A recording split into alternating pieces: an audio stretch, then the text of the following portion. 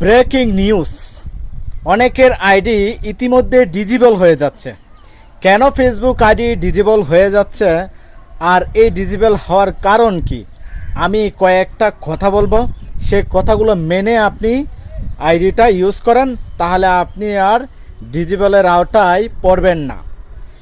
Maximum আইডিগুলো disable হচ্ছে এই কারণে, যাদের বিশেষ করে 2 ফ্যাক্টর ভেরিফিকেশন চালু নেই, সেই আইডিগুলো ডিজেবল হয়ে যাচ্ছে।